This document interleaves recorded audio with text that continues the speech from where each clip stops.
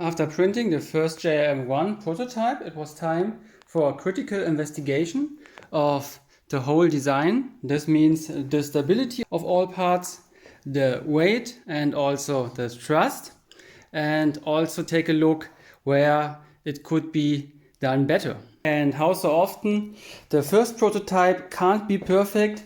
This is a much too complex construction, so there's always room for a lot of improvements.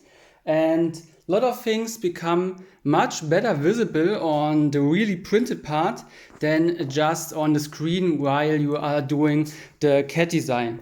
And so it was. And in this video, I want to go with you through this design and take a look where is the concrete place for improvements and what are our ideas, and also take a look on the horizontal flight setup and also on the VTOL technique.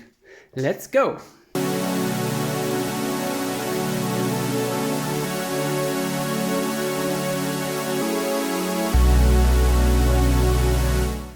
Let's start with the nose section. This is mostly perfectly designed because there is not so much technique inside. We got a 6mm wall, so quite thin for this composite construction. Almost 5% infill overall. This is the standard design. One wall inside, 5% gyroid infill, one wall outside. And here couldn't be done anymore because we got all over this 6mm, and you can't make it thinner, otherwise it would become too weak. And just some numbers to know: the whole weight of the full print without any technique is about exactly 1 kilogram, 1000 gram, all printed parts together. So let's go any further. Here we can see the strakes, these little wings on the main fuselage, and they are quite thick. They are quite solid with a lot of material, which becomes very obvious when we take a look inside while the slicing preview. And here can be done a lot. And exactly this part we took and did some tests how we can make this more lightweight. Let's take a look on this. And here we got the part, sliced in Cura. One outer wall, two bottom and two top layer, 5% gyroid infill. And you see there is much volume filled with infill. So a lot of area where we can save weight, and the actual weight is 57 grams on this part. The part support is off. Let's take a look on our first step to weight reduction. Here it is. And we can see we just did some big cutouts into the strake just to save material. Also here on the bottom of the fuselage there's a big cutout. Let's do a slice and take a look inside. You see we saved a lot of material, a lot of cutout, but the weight is just, it's 1 gram more. Yeah, so you see we didn't save any weight.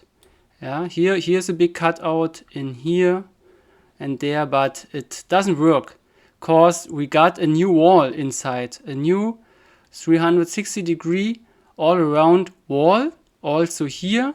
So we just replaced the infill with a new wall, and the wall seems to be more heavy because of this 1 gram, but over and over it is almost the same. So this seems to make no sense just making cutouts. Okay, let's take the next. Let's take a look on the part at first. Here we just cut out the whole area, so not a cutout inside the part, make the whole part more thin to prevent having more walls. This time it looks like this. See also the bottom we made thinner, and we take a look that we have all over the same thickness. It should be about 10mm. It's not possible to have it exactly on all areas, but this is our goal. This will take a lot of time in designing, but having all over the same diameter to be constant there, you see, this saves a lot of weight. Now we are on 47 grams. This means 10 grams less, and this is almost 20%, I think. So it's a lot of weight that we saved just by making all the walls with the same thickness. So the key seems to be stay on the minimum wall area as possible and on also at the same time on the minimum thickness. Then just take a look here. This is the front lift fan. In the first stage we plan to put in one of these 50mm EDFs. They are not that effective for hovering, so the new idea which will be tested is to also put in these 76mm 8-blade propellers.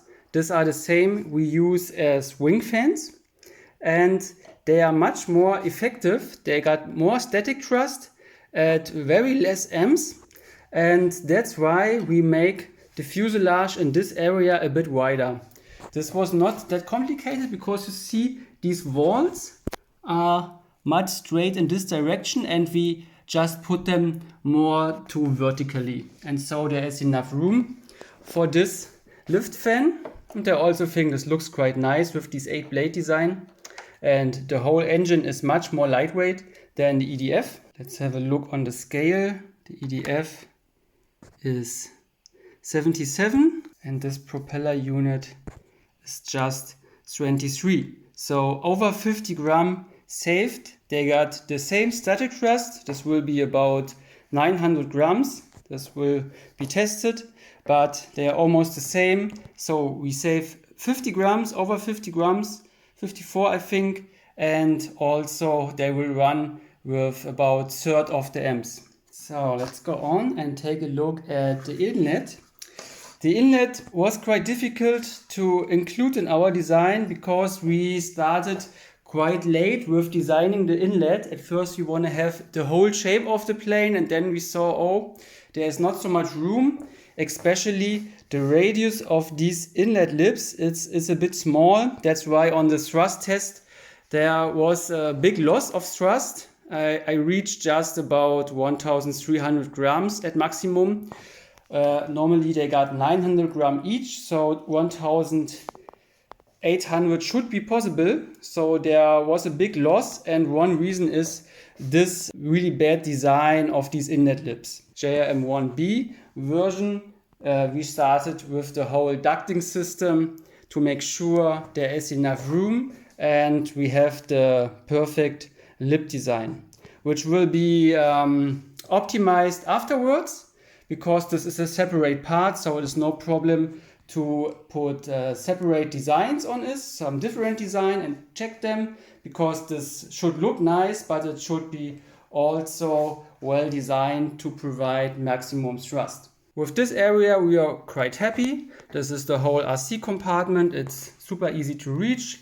Also the tilting mechanism of the EDFs works super nice. We got our ESCs installed above. Everything is nice to reach and also to install. There was no problem. And I also mentioned that it is absolutely enough to use one 6mm carbon rod. And this is quite stable, stiff enough for as a wing joiner. So this originally planned second carbon rod, which runs about here, will not be used anymore in our latest design. So we save again a lot of weight, and we also can design the inner ducting much more smooth curved. With the wing we were also mostly happy, unless the lower side. We can see here on this wing, you see it is not flat. We have some, let's say, mountain on this to put in the lift fan, because the build height of the lift fan is more than the maximum wing height itself, and this is aerodynamically not optimal.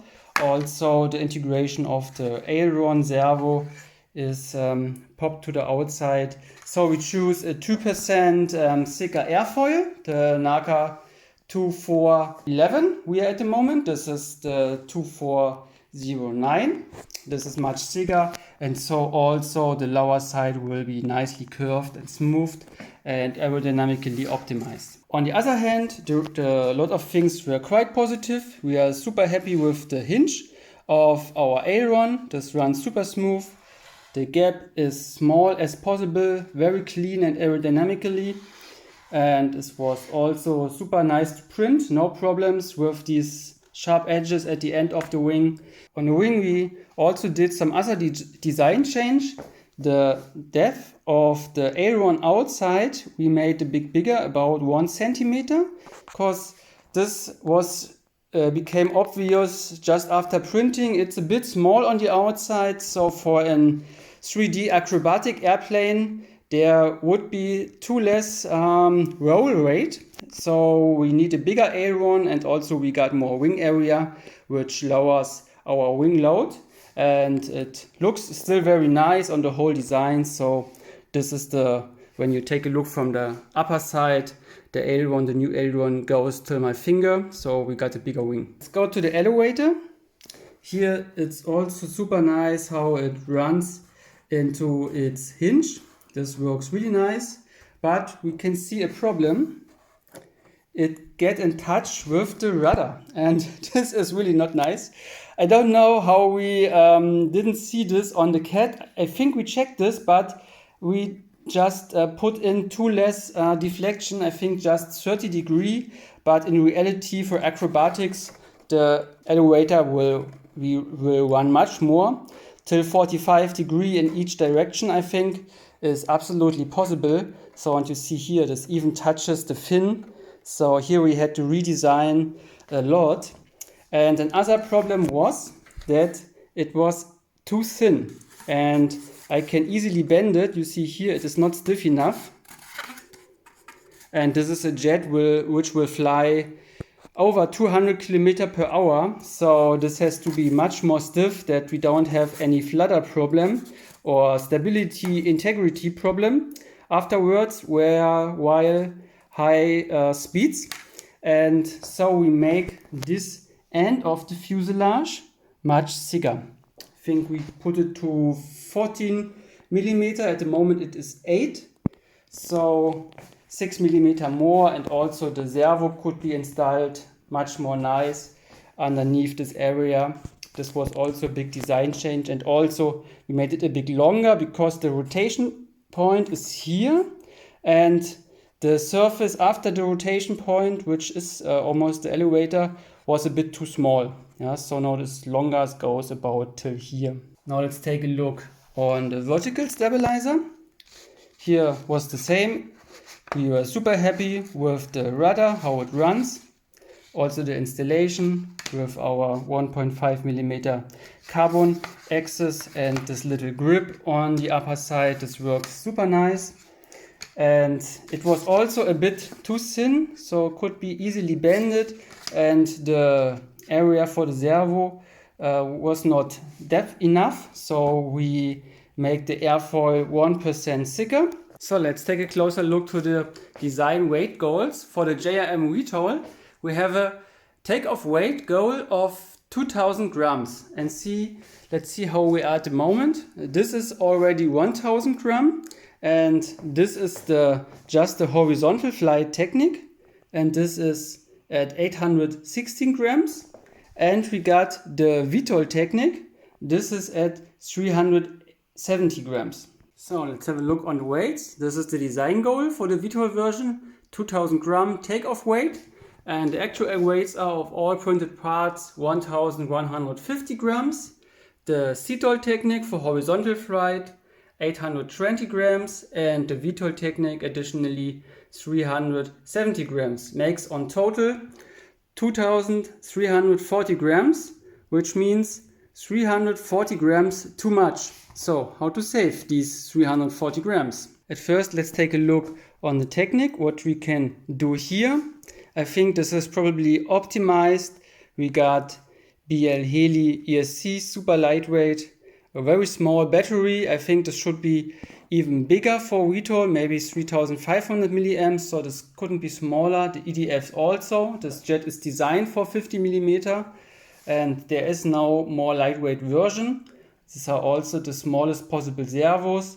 This time this is a receiver with integrated gyro, and also the wires. Yeah, I don't see any idea how to save weight on this area.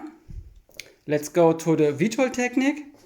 We already got super lightweight and efficient motors with super lightweight propellers. They just weigh about 2 grams each, and the whole thing 22 grams. And we got the most lightweight servos.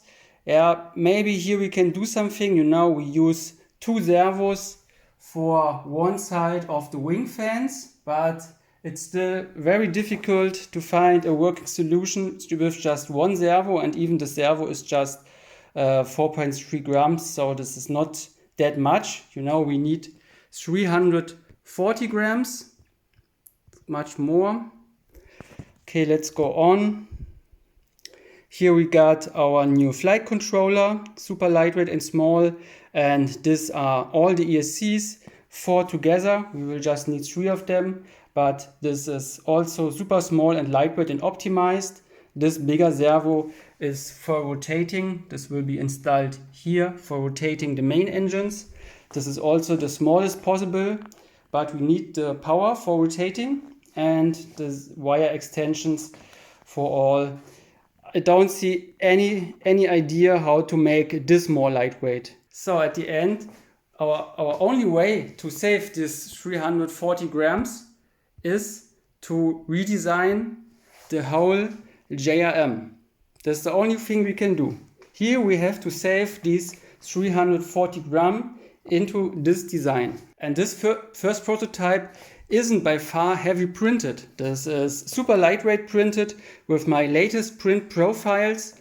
This is quite good print, but at the end it's too heavy. We are at the maximum 5% infill. I don't want to go under this, otherwise the whole thing becomes too weak. This makes no sense. So we have to redesign and resize it. And the first thing was that we make the whole jet 7% smaller. Because at the moment it is quite big. I think it's a bit too big for the small engine. When you see this engine here, this is really big jet. There's really enough room and also enough wing area to make the whole thing smaller. But we want to stay at the same wing load. So even when we scaled the whole thing down, we make the wing 1 centimeter longer on the root here. And also remember, we make it a bit bigger outside on the aileron. So the wing area stays almost the same. The next thing which I mentioned after printing is that the fuselage is really quite long. When you take a look here, it also could end here on this blue area without this last fuselage part. And this is what we did. We make the fuselage a lot shorter. You can see this in this picture here. The fuselage was done much shorter, that we save almost this whole area. And this is per part, I think, 60 gram. One of these parts weighed about 65 gram. So 120 gram are saved just by shortening the fuselage. And here's the overview. These 120 grams we got for shortening the fuselage. And the next 150 gram will be lost by reducing the all-over size by 7%. And the last 70 grams we just can lose if we redesign part by part. And for this I will do some tests now. Here we are again in Cura, and we made these test blocks. They are 70 wide, 70 height and 150 in length. The first one is solid. You can see this here. The infill is 5%, 1 outer wall, 2 upper and 2 lower layers, and the weight is 36 grams. This one has a hole inside, and let's see what's happened with the weight. And it's almost the same like with our strake part. Now we are 37 grams, so 1 grams more. So making a hole, making a small cutout doesn't seem to make sense. We just gain more weight. And the next one, this hole is much bigger.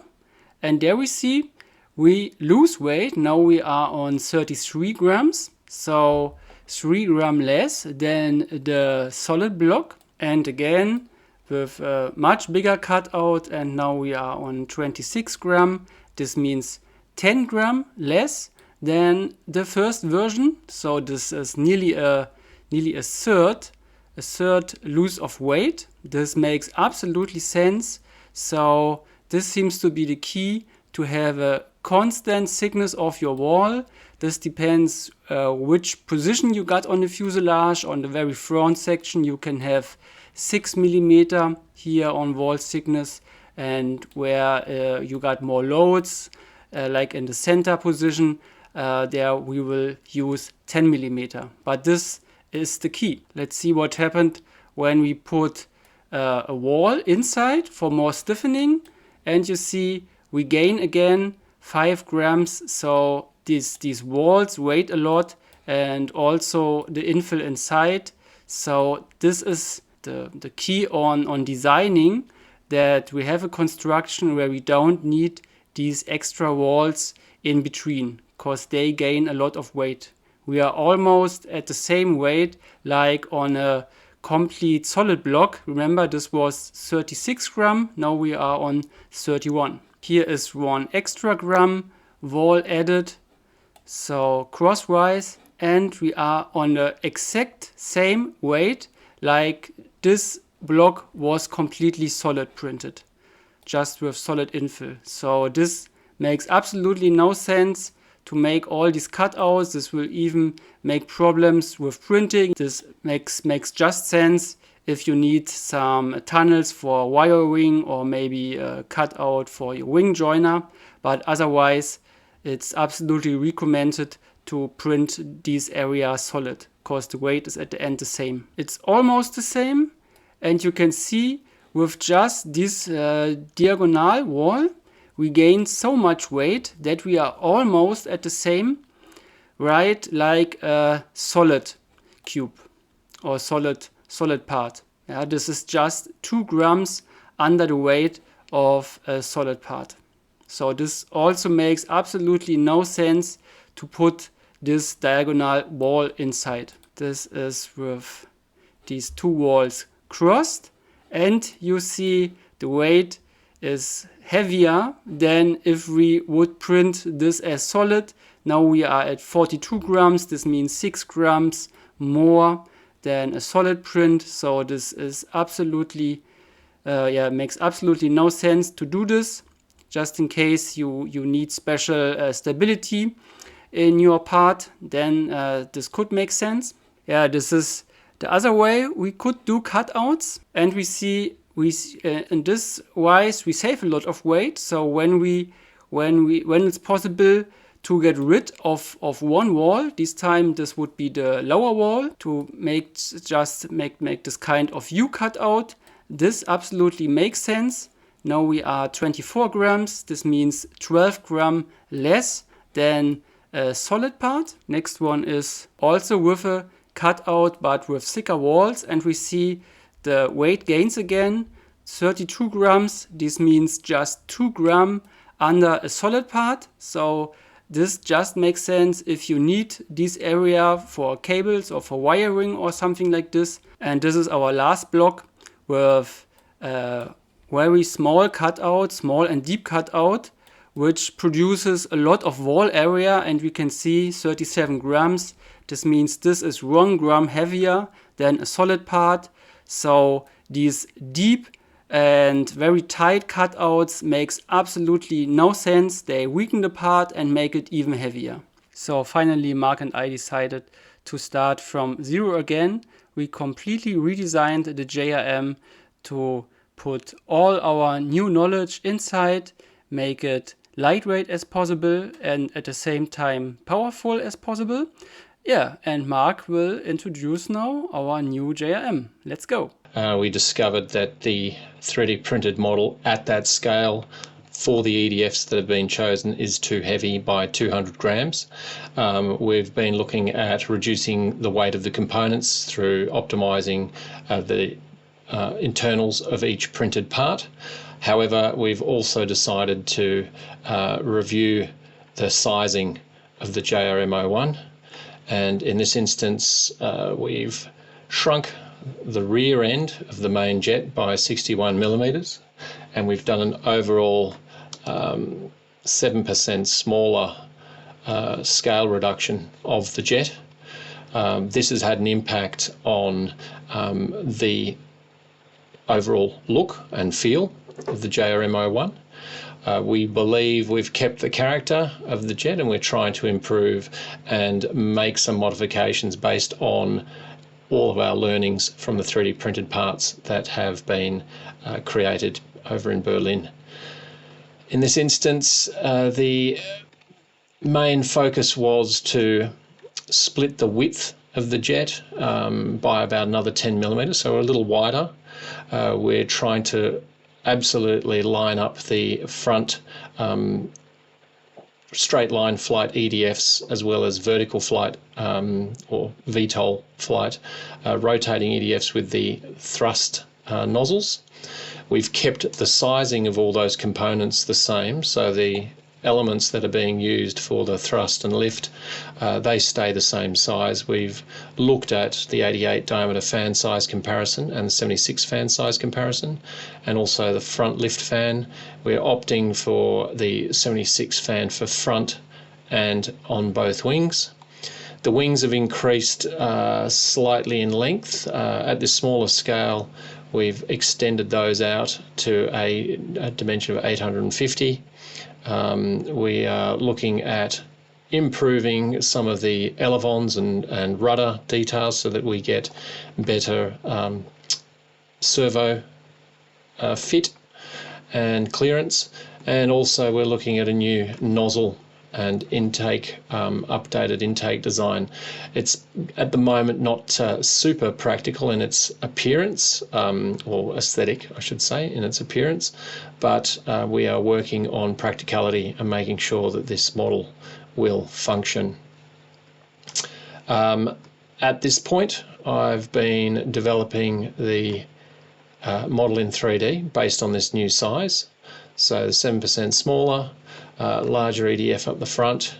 The biggest challenge has been the width of the jet. It's become quite a bit wider than our previous design, so in the top view, making the canopy area a little unwieldy, but we're trying to, or I'm trying to get that design and feel just right, and in consultation with Rene we're getting to a look and feel that we are comfortable with.